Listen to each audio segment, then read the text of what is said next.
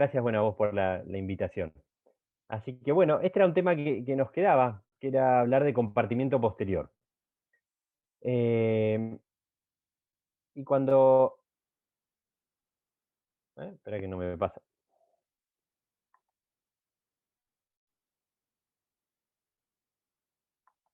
Ahí está. Eh, Clásicamente era lo que se llamaba hablar de rectocele, ¿no? Pero hoy en día, con la nueva terminología, ya tratamos de no hablar más del órgano que desciende, sino hablar de la pared vaginal. Entonces, en este caso serían todos los prolapsos de la pared vaginal posterior. ¿Sí? Porque no solo podemos tener el recto, a veces podemos tener el intestino delgado, podemos tener otras estructuras, entonces lo más correcto es mencionarlo así. ¿Es frecuente? Es el segundo en frecuencia, siempre ya sabemos que el prolapso del compartimiento anterior, el cistocele, es el más común y el que más vemos, pero el que le sigue en frecuencia es el de la pared posterior. Y casi todas las cirugías que hacemos siempre que tratamos un prolapso generalmente terminan siempre con la famosa plástica posterior. Y muchas veces se hacen en forma empírica, ¿no? Donde muchos de estos pacientes no fueron evaluados, tanto anatómica como funcionalmente. Uno ahí en el quirófano dice, bueno, le hago acá una plastiquita y ya terminó la cirugía de prolapso. Y por ahí muchas cosas quedaron ahí en el camino que son buenas tener en cuenta previamente al momento de la cirugía. ¿Por qué? Porque la mayoría de los defectos del compartimiento posterior, sobre todo cuando son ya más voluminosos, de más de 2 centímetros, tienen algún trastorno funcional asociado a ese defecto anatómico.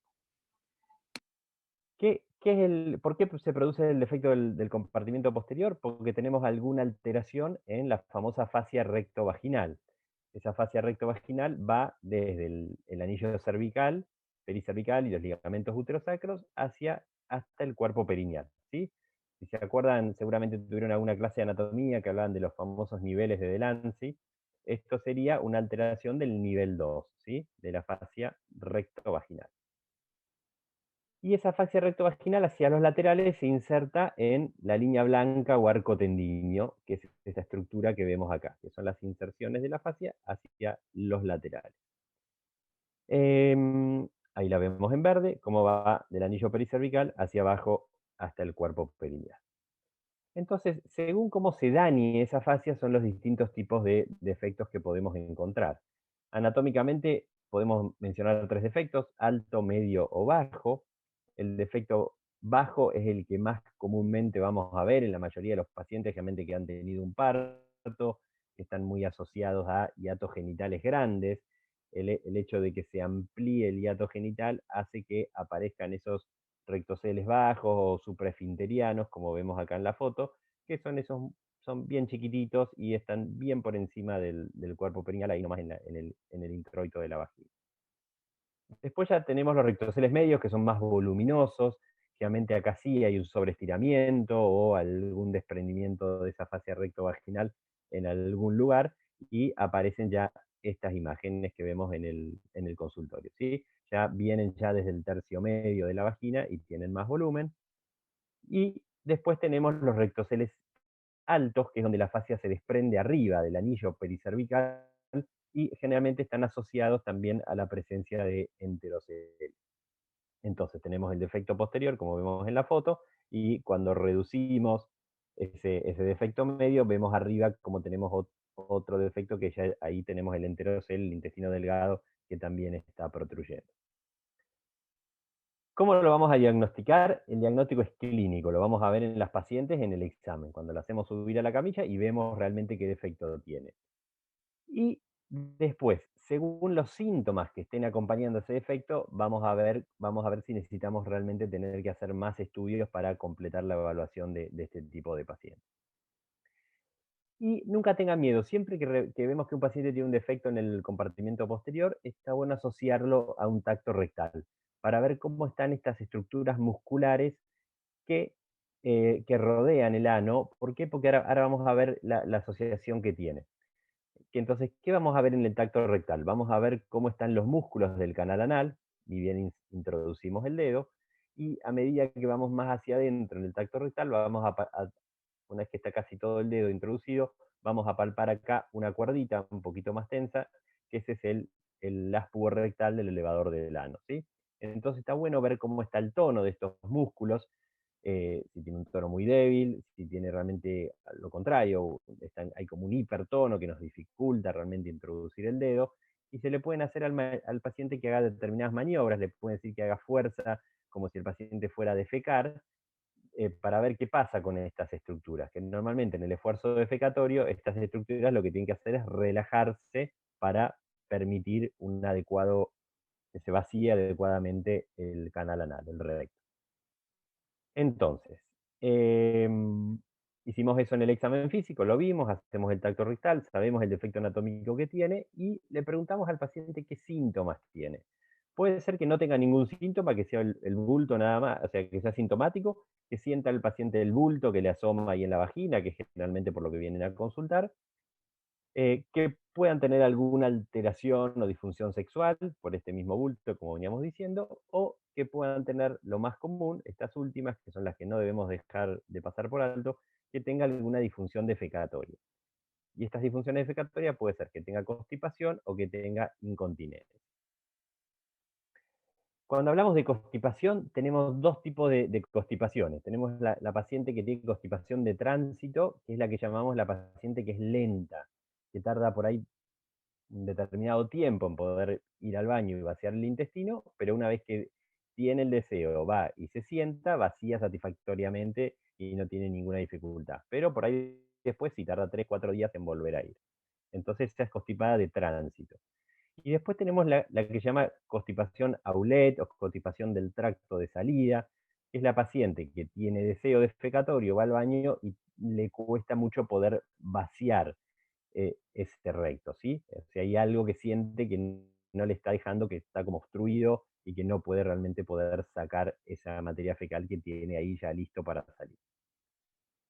Y después tenemos la otra disfunción defecatoria, que es la incontinencia, que puede ser pérdida ya sea de gases o de materia fecal.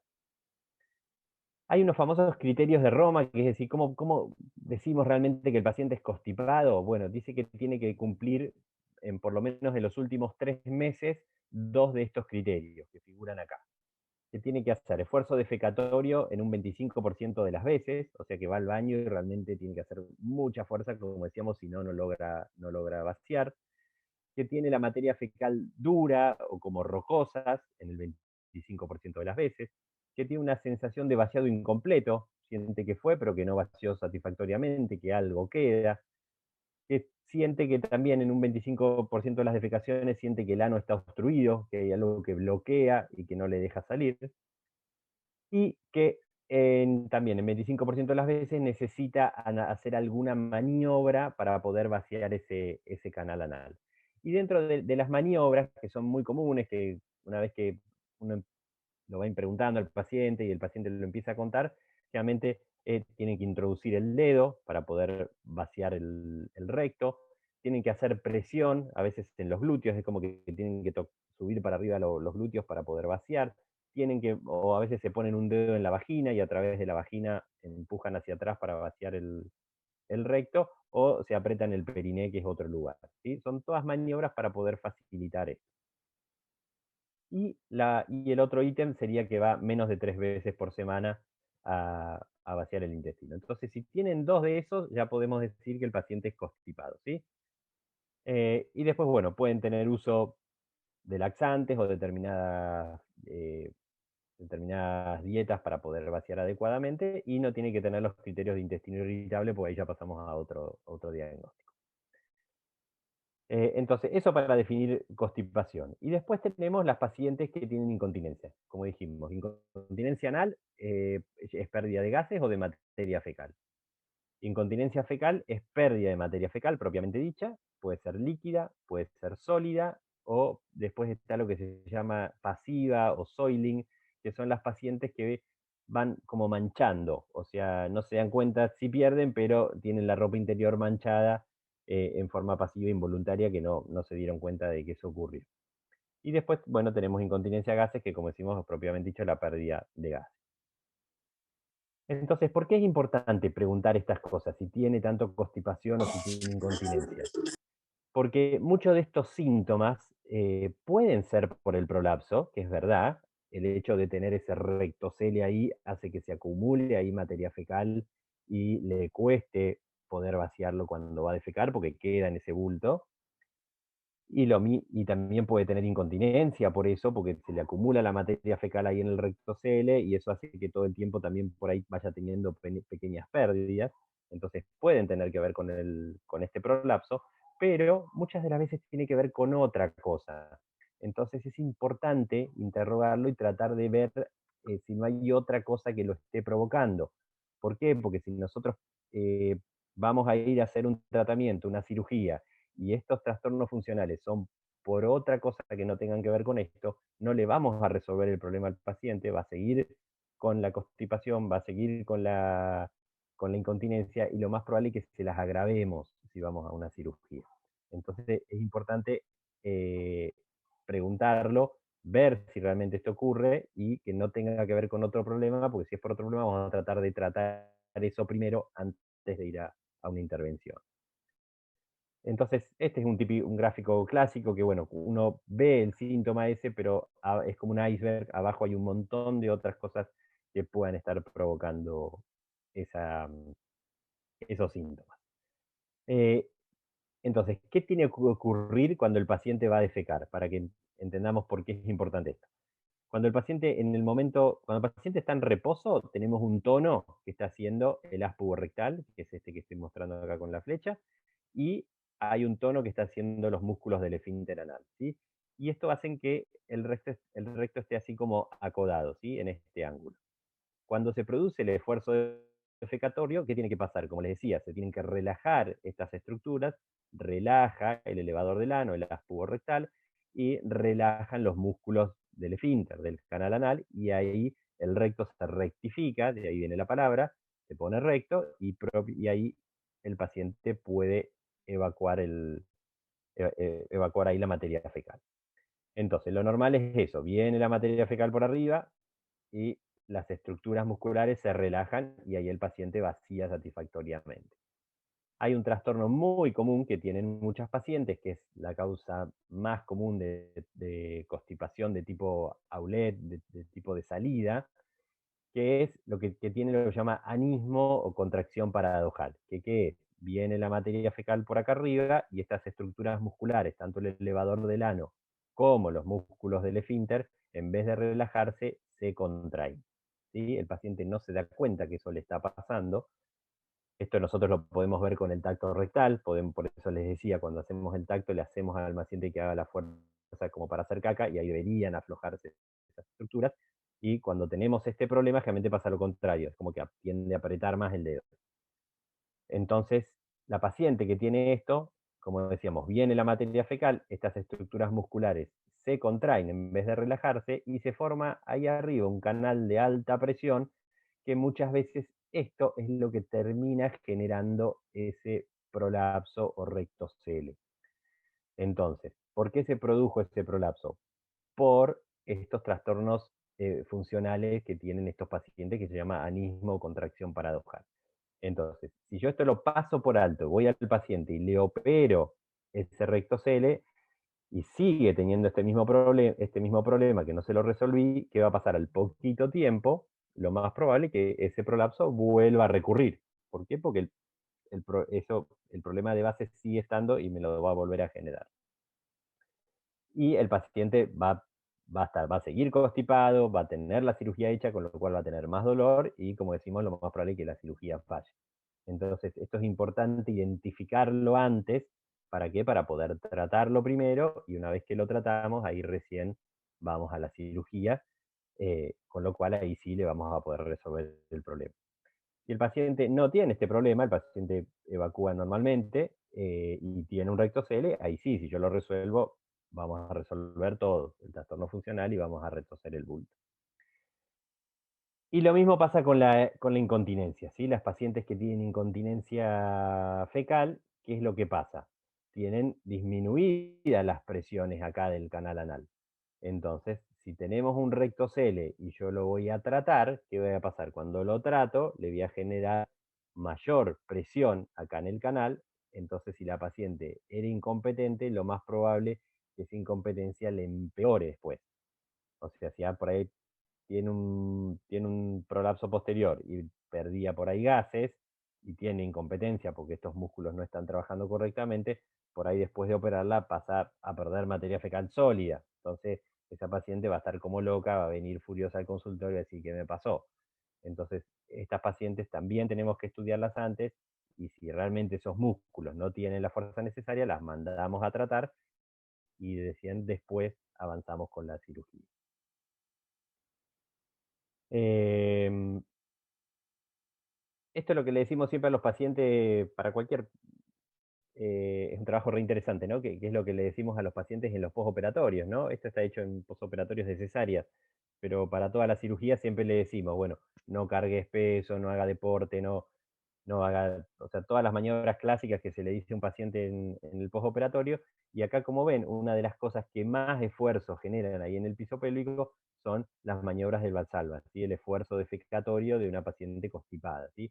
Están dentro de los más altos, ¿sí? Que equivale casi como levantar 9 kilos desde el piso, como saltar, como toser en forma crónica.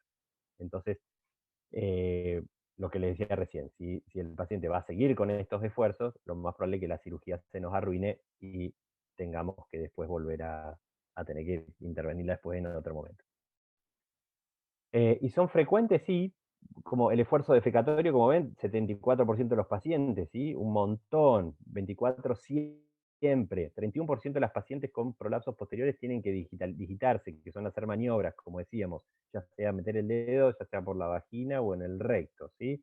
Y 16% de las pacientes tienen incontinencia. O sea que son cifras altas, por eso es importante siempre preguntar estos síntomas en el postoperatorio. Y no tienen que ver con el estadio. Los síntomas en el compartimento posterior son iguales tanto en defectos chiquititos como en defectos más grandes y más voluminosos. A diferencia del compartimento anterior, que sí, que cuanto más grande es el cistocele o el bulto anterior, mayor trastornos obstructivos tiene el paciente. En el posterior, no. Y son síntomas que muchos pacientes no los cuentan, que da vergüenza, que a veces uno dice, sí, tengo un poquito de constipación y nada más. Es raro que en la primera consulta el paciente les diga que sí, que tiene que meterse el dedo, que tiene que hacer maniobras. Realmente, eso después de un par de veces que va entrando en confianza, que uno trata de ir preguntando todas estas cosas, ahí el paciente se empiezan a soltar y se empiezan a recolectar muchos de estos síntomas. Por eso, estar encima y no pasarlos por alto. No nos olvidemos del cáncer colorectal, que muchas veces también debuta como constipación, por eso en pacientes mayores de 50 que tengan por lo menos sus controles de screening al día, ¿no?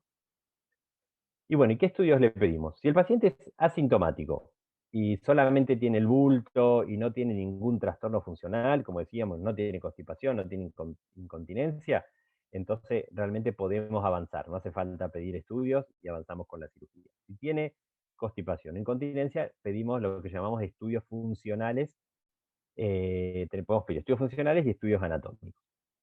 Dentro de estudios funcionales, que son los que nos interesan acá para estos pacientes, tenemos tres, que son uno que es el tránsito colónico con marcadores, no sé si lo han escuchado hablar, que, vamos a ver, ¿qué es lo que se le hace? Se lo hacen en los lugares de radiología, le dan para tomar unas capsulitas que tienen como unos marcadores radiopacos, entonces se le van haciendo radiografías progresivas de abdomen y se va viendo cómo esos marcadores van transitando a lo largo de todo el colon y más o menos para el quinto día ya el paciente no debería tener más marcadores en el intestino, ¿sí? Las pacientes que tienen tránsito prolongado, después del quinto día siguen persistiendo esos marcadores en el intestino, entonces esto nos sirve un poco para diagnosticar las pacientes que son, como decíamos, pacientes con constipación de tránsito, sí que son lentas. Ahí están, ahí es como lo vemos, estos son capsulitas, esos son los marcadores, lo toman, normal, a los 5 días debería estar vacío de marcadores, la que tiene hipomotibilidad los tiene distribuidos por todo el colon, en la placa, y las que tienen outlet o constipación de salida los tienen todos los marcadores ahí en la ampolla recta. Y después tenemos los funcionales que son la manometría anorrectal y el test de expulsión del balón. Esto, para que simplificarlo, es parecido a la urodinamia, pero del recto. ¿Qué se hace? Se miden qué va pasando con esos músculos, con el esfínter y con el elevador del ano, durante las maniobras defecatorias. Entonces se pone un globito en el canal anal que tiene unos sensores y eso va conectado a una computadora donde vemos que siente el paciente a medida que se va llenando ese globito en el recto y se va midiendo las presiones del canal anal en reposo y cuando se le hace hacer el esfuerzo de defecatorio. Entonces, bueno, ahí se ve como hay un globito que va a medir qué pasa acá con los músculos del elevador del ano, de la puborectal, y hay otro globito que va acá a nivel del canal del esfínter anal, que nos va a medir las presiones del esfínter. Entonces, ¿qué es lo normal? Que cuando la paciente hace un esfuerzo defecatorio, aumenta la presión en el recto por la fuerza que está haciendo, por la maniobra de Valsalva, y los músculos del canal anal tienen que disminuir las presiones porque se están relajando. Entonces, eso sería un estudio normal, ¿sí? Cuando aumentan las presiones y empiezan a aumentar la fuerza, las presiones de los músculos, ahí estamos hablando de que el paciente tiene lo que podemos llamarlo disinergia, podemos llamarlo contracción paradojal, podemos llamarlo anismo, son todos más o menos sinónimos de un mismo problema que es el que veníamos mencionando recién y que es muy común y lo vemos en muchas mujeres. Si no tenemos la posibilidad de hacer una manometría no rectal, tenemos la posibilidad de hacer lo que es el test de punción del balón, que es algo más casero, pero es bastante útil para categorizar un trastorno funcional, que es la habilidad que tiene el paciente para expulsar una materia, un globito que simule una materia fecal artificial. Entonces, se inyecta, lo hacemos en forma casera, con una guía de suero, le ponemos un preservativo en la punta y lo empezamos a llenar con una jeringa hasta que el paciente sienta el deseo defecatorio, que es más o menos alrededor de los 60 mililitros, y la paciente más o menos entre 10 y 90 segundos debería poder expulsarlo. ¿Sí? Entonces el paciente siente ese globito ahí y le decimos, bueno, haga fuerza como para hacer caca y debería poder expulsar el balón. ¿Sí? Eh, Usamos el preservativo porque le da forma más alargada, entonces simula más lo que es una materia fecal más normal. Y bueno, como decíamos, en menos de un minuto más o menos la mayoría de los pacientes lo logran expulsar, entonces eso de alguna forma me está hablando que no tiene un trastorno de tipo eyectivo o outlet, ¿sí?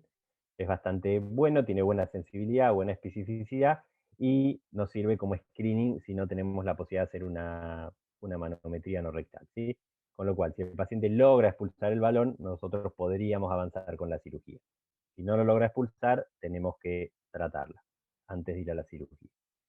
Y no nos olvidemos de las pacientes con recto CL del estudio urodinármico, ¿sí? Porque también podemos tener lo que llamamos incontinencia urina oculta. Ya habíamos hablado de urodinamia hace el mes pasado, así que los defectos posteriores también pueden comprimir y obstruir la uretra, entonces traer, enmascarar incontinencia y que el paciente tenga incontinencia urina oculta. Entonces, bueno, ¿cómo lo tratamos? Si el paciente tiene un defecto posterior, podemos hacer tratamientos médicos, si no puede ir a una cirugía, que son, bueno, medidas de sostén, estrógenos locales, determinados cuidados. Se puede hacer fisioterapia, más que nada para evitar que estos defectos avancen, más que nada no van a resolver, no van a volver a su lugar con fisioterapia, y se pueden utilizar también los pesarios, ¿no? Esto dentro del tratamiento médico. Y después, si no, tenemos el tratamiento quirúrgico, que puede ser por vía abdominal, por vía vaginal o por vía endoanal. Vía abdominal, muy raro, nadie va a ir a tratar un rectocele por vía abdominal, salvo que sea en contexto de un tratamiento de un prolapso apical, que uno hace, no sé, una colposacropexia, entonces, bueno, hace toda la disección de la pared vaginal posterior por vía abdominal para poner la malla en esa cirugía y bueno, y ahí bueno, estaría ya tratando el defecto posterior. Pero si es solamente un defecto posterior, no tiene sentido ir por arriba. Claramente lo hacemos por vía vaginal. Y después está también descrita la vía endonal, que muchas veces la utilizan los coloproctólogos. El objetivo, como decíamos siempre, para cualquier cirugía, restaurar la anatomía, mejorar la función sexual y defecatoria, aliviar los síntomas y bueno, que no generemos un trastorno nuevo, ¿no? Ya sea anatómico o funcional. y tiene que tener buena tasa de éxito. Dentro de las cirugías por vía vaginal tenemos la clásica colporrafia posterior, la colporrafia tradicional, eh, es la que calculo que habrán visto todos y habrán hecho todos más de una vez. Hay que hacer toda una disección bien extendida de la pared vaginal posterior, ir lo más arriba posible, y ubicar bien la fascia y se hace una aplicatura de la fascia en la línea media, ¿sí? Y después la completamos, la parte final, con la reparación del periné. Hacemos la perineoplastia. No tenemos que hacer la famosa miorrafia de los músculos elevadores del ano, que esa nos enseñaban en la residencia, a mí por lo menos me la enseñaban, que había que poner la sal y buscar el elevador del ano y llevarlos ahí a la línea media. Esa, o sea, hoy en día está proscripta, no tendría ninguna necesidad de hacerse. Sí hay que reparar el cuerpo perineal, pero no haciendo la miorrafia del elevador del ano. ¿Por qué? Porque si se fijan acá, acá tenemos, ven, acá tenemos los músculos del periné, acá está, bueno, la vagina, y este es el elevador del ano, ¿sí? Uno de un lado y otro del otro. Entonces, en la miorrafia, ¿qué hacíamos? Agarrábamos un elevador, el otro, y los uníamos acá en la línea media. Pero fíjese a qué altura terminan quedando. Terminan quedando en el tercio medio de la vagina, ¿sí? Que es un lugar, en verdad, que los elevadores no están. Entonces esto da mucha dispareunia, quedan vaginas en reloj de arena, entonces es algo que no tendríamos que hacer más en ninguna cirugía. ¿Sí? Tratamos los músculos de acá abajo, los músculos del cuerpo perineal, ¿sí? Los transversos y los bulbocavernosos. Tiene buen éxito la colporrafia posterior, mejora mucho las disfunciones defecatorias y está asociada con un poquito más de dispareunia de nuevo, por esto que decimos que tratamos toda la pared posterior. Después hay otra cirugía por vía vaginal que es la reparación sitio específica. ¿Y qué quiere decir? Es ir y corregir solamente el defecto. Cuando abrimos esa fascia y vemos el lugar donde está rota, vamos y reparamos ese lugarcito nada más. No hacemos toda la reparación en la línea media. También sin miorrafia y la asociamos a la perineoplastia al final. Entonces, por ejemplo, si la fascia se soltó de esta forma, vamos, la llevamos y la reparamos ahí, en ese lugar, nada más.